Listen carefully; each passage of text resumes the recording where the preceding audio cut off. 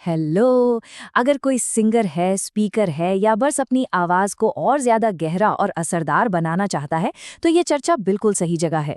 तो चलिए सीधे मुद्दे पर आते हैं और जानते हैं कि वो कौन सी टेक्निक्स हैं जो आवाज को पूरी तरह से बदल सकती हैं। तो सबसे बड़ा सवाल यही है, आवाज में वो एक ठहराव, वो गहराई और बेस कैसे लाया जाए। देखिए, ये सिर्फ कोई सपना नहीं है। अच्छी बात यह है कि ये पूरी तरह से मुमकिन है और आज हम यही जानने वाले हैं कि ये कैसे होगा। किसी भी सॉल्यूशन पर कूदने से पहले ये समझना जरूरी है कि प्रॉब्लम की जड़ क्या है। मतलब आखिर क्यों कुछ आवाजें पतली या कह लीजिए कमजोर सी लगती हैं। चलिए पता लगाते हैं। देखिए, पतली आवाज के पीछे ना अक्सर कुछ कॉमन गलतियां होती हैं। ज्यादातर लोग गले से गाते हैं, जिससे आवाज की जो असली पावर है वो कभी बाहर ही नहीं आ पाती। सांस लेने का तरीका अगर गलत हो तो आवाज को वो सपोर्ट ही नहीं मिलता जिसकी उसे जरूरत है। अब इसमें बॉडी का टेंशन, चेस्ट वॉइस का इस्तेमाल ना करना और सही प्रैक्टिस की कमी भी जोड़ दीजिए तो रिजल्ट एक कमजोर आवाज ही होगी। तो ठीक है, अब प्रॉब्लम की बात बहुत हुई, अब आते हैं सोल्यूशन पर। एक गहरी और दमदार आवाज की जो नींव है ना, वो दो चीजों पर टिकी है: सही सांस और बॉडी का रिलैक्सेशन। बाकी सब कुछ इसके ऊपर ही बनता है। अगर एक सबसे बड़ा राज है ना किसी भी भारी आवाज का, तो वो है डायाफ्राम से सांस लेना। जब आप सीने से उथली सांस लेने के बजाय अपने पेट से गहरी सांस लेते हैं तो आप अपनी आवाज को वो मजबूत बेस देते हैं जिसकी उसे सख्त जरूरत है। और ये एक्सरसाइज बहुत ही आसान है। बस सीधे खड़े हो जाइए, नाक से गहरी सांस लीजिए। ध्यान ये रखना है कि पेट बाहर की तरफ फूले, छाती नहीं। और फिर धीरे धीरे सस की आवाज के साथ सांस को छोड़ना है। रोज सिर्फ 10 मिनट इस अभ्यास को करने से आवाज में जबरदस्त फर्क महसूस होने लगता है। अब दूसरी सबसे जरूरी बात, रिलैक्सेशन। ये बात गांठ बांध लीजिए, अगर गला टाइट या कसा हुआ रहेगा तो गहरी आवाज कभी नहीं निकल सकती। गाने या बोलने से पहले हल्की फुल्की गर्दन की स्ट्रेचिंग करें और ऊंचे सुर लगाने के लिए कभी भी गले पर जोर मत डालिए, एकदम आराम से। तो एक बार सांस और रिलैक्सेशन की नींव मजबूत हो गई तो अब हम उन टेक्निक्स पर आते हैं जो असल में वो गहरा साउंड पैदा करती हैं।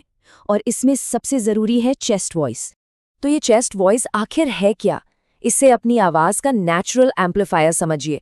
ये वो गूंज है जो छाती में महसूस होती है जब आप नीचे के सुरों में बात करते हैं या गाते हैं। ज़्यादातर लोग सिर्फ अपने गले का इस्तेमाल करते हैं, लेकिन असली गहरी आवाज़ तब बनती है जब पूरा सीना गूंजता है। इसे एक्टिवेट करने के कुछ आसान तरीके हैं। बोलते समय हाथ छाती पर रखिए और उस वाइब्रेशन को महसूस करने की कोशिश कीजिए। गहरी आ की आवाज़ की प्रैक्टिस कीजिए। और सबसे असरदार है हमिंग, यानी हम की गूंज पैदा करना, हमेशा कम पिच से शुरू करते हुए। ऊंचे सुरों पर जाने से पहले इन लो नोट्स यानी मंद्र सप्तक का अभ्यास हमेशा करना चाहिए। देखिए, इन टेक्निक्स को सीखना एक बात है, लेकिन इन्हें अपनी आदत में ढालना, ये है असली गेम चेंजर। एक मजबूत आवाज के लिए रोज का रियाज और सही देखभाल बहुत बहुत जरूरी है। एक आसान सा डेली रूटीन है जिसे कोई भी फॉलो कर सकता है, और ये सिर्फ 20 मिनट का है। 5 मिनट की डायफ्राम ब्रीदिंग से नींव मजबूत होती है। 5 मिनट की हमिंग से चेस्ट वॉइस एक्टिवेट होती है। और 10 मिनट का लो स्केल का अभ्यास उस गहराई को आपकी नेचुरल आवाज का हिस्सा बना देता है। बस याद रखिए, कंसिस्टेंसी सब कुछ है। अच्छी तकनीक के साथ साथ अच्छी आदतें भी उतनी ही जरूरी हैं। पेट से सांस लेना, गुनगुना पानी पीना और हमेशा वार्म अप करना आवाज को मजबूत बनाता है। वहीं दूसरी तरफ गले पर जोर डालना, बर्फीला पानी पीना और ऊंचे सुरों के लिए चिल्लाना आवाज को परमानेंटली नुकसान पहुंचा सकता है। तो चुनाव सही करना होगा। तो अब आते हैं सबसे अहम सवाल पर, ये सब करने के बाद रिजल्ट कब और कैसे मिलेंगे। देखिए, इस सफर में सब्र रखना बहुत जरूरी है। एक बात बिल्कुल साफ है, ये कोई जादू की छड़ी नहीं है। आवाज रातों रात नहीं बदलेगी। ये एक मैराथन है, कोई 100 मीटर की रेस नहीं।